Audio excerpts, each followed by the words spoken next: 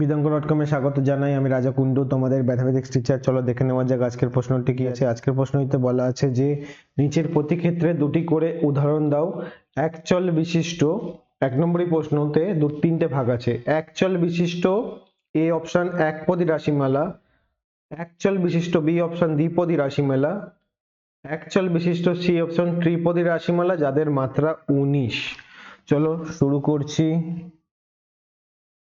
এক নম্বর একের এতে বলেছে এক চল বিশিষ্ট, এই অপশনে বলা আছে একপদী রাশি মালা। চলো উদাহরণ চেয়েছে।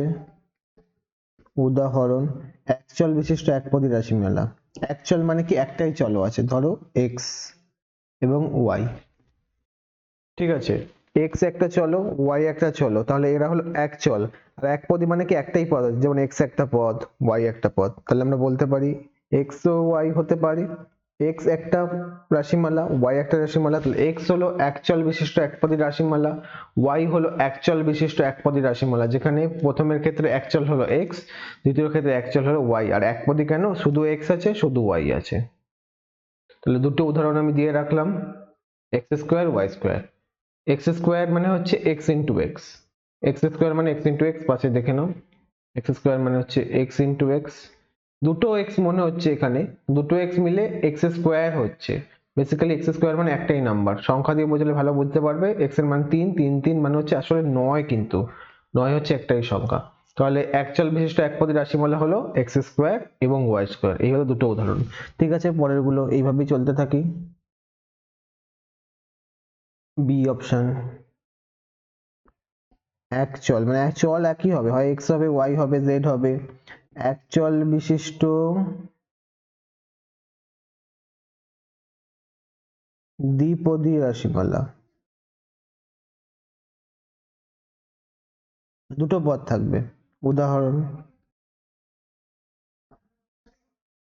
প্রথমের ক্ষেত্রে এক্স স্কোয়ার প্লাস 2x।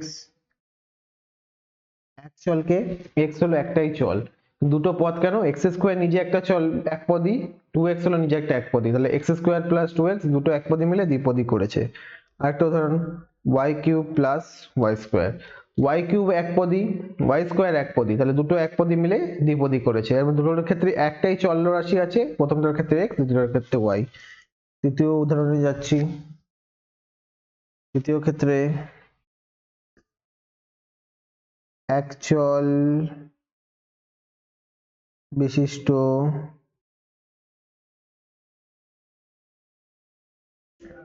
ত্রিপদী রাশিমালা যাদের মাত্রা 19। তিনটে পদ হতে হবে, কিন্তু একই চলও হতে হবে, আর মাত্রা কত হতে হবে? 19। চলো